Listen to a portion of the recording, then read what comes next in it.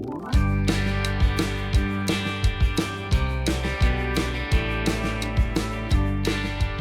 friends, thanks for coming back to my channel. Well, our freezer broke, poor thing, just up and died on us. It gave us a lot of great service, but we had to move on. But in that process, we had a lot of stuff that, defrosted. And a lot of vegetables got defrosted. And I'm like freaking out trying to decide what I can do with frozen peas and frozen corn and all that. Well, I found a very interesting recipe online for what they're calling fresh pea hummus, and these were frozen peas, which always kind of replicate fresh peas. So I have defrosted them. I had some frozen garbanzo beans in the freezer, so I brought those out as well. So we're going to try this recipe. It's very different from most hummus recipes that we see, so we're both kind of going to experiment with this. So let's get started. So in the bowl here, I am going to put some garbanzo beans. As I said, these were ones I had actually cooked in my Instant Pot. So they were frozen. I brought those out and thawed them. I have some lemon juice, and interestingly enough, I also freeze lemon juice. I will get lemons on sale. I will juice them, put them in little ice cube trays, and then when I need them, I can bring them out. So I needed to use that.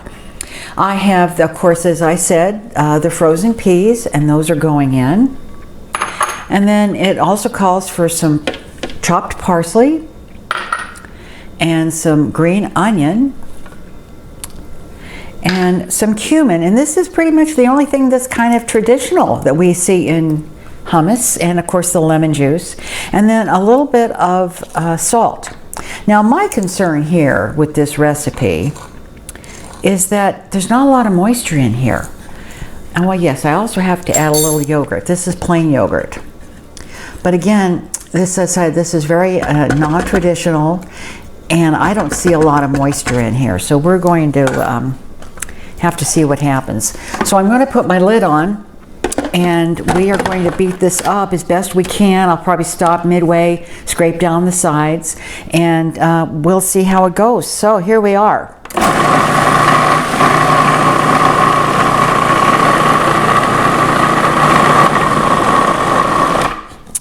This has been running about 30 seconds, and it has a lot more moisture in it, than I thought it was going to, and obviously that's the peas.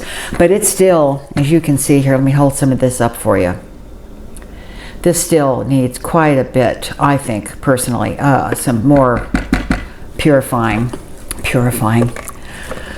Okay, I'm going to put the lid back on this, and I'm going to give it a little bit more time. Hopefully it'll have a little less texture than it has now.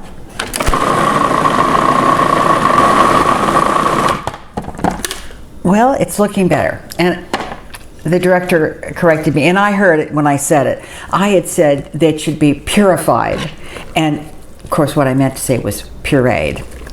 So excuse my little faux pas there. Oh, it's getting better, I think. Director, what do you think? No? He says, I don't know.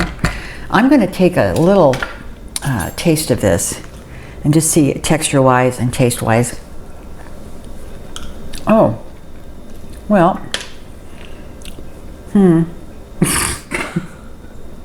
how's that for a response? I'm going to give it just a few more minutes, but it's awfully, you know what it is, it's very wet.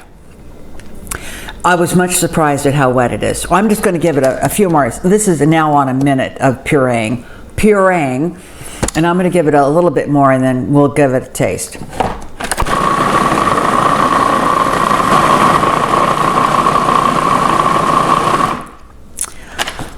Well, I think this is probably as good as we're going to get. Let me give this a little stir, and I'll show it to you, and then I'm going to take a taste of it. Of course, these things, you know how they are. They always have to improve with chilling. Well, here we go, right? Let me hold that up. All right.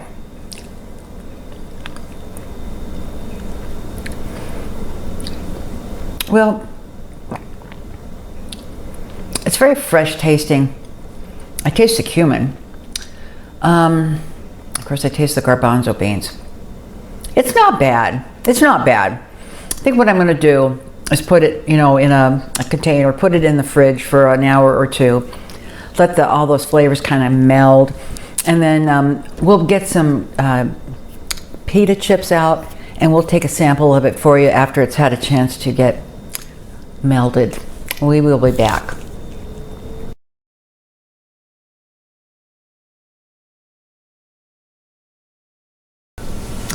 So we're going to try a dip. And I'm going to show it to you here. It's very pretty, very colorful, very nice, and it smells kind of... Imagine world peas. Okay. Now we're using, I make my own pita chips. What I do is I get, at Trader Joe's, if you have a Trader Joe's near you, they sell whole wheat pitas. And I split them apart, cut them into triangles, and I bake them in the oven at 350 for about 12 minutes. And you get a wonderful little pita chip. There's no salt, there's no oil. Here. After all of that. Okay, there you go. And dip the away. bottom of the bag isn't smashed up. Oh, no kidding. Oops. Oh, now look at there. Here, try this one. You Nope. got it? Okay. I got it. Okay. The pita chips are very good. They're delicious. They always are. Okay. I smell the cumin. You do, yes. Mm-hmm.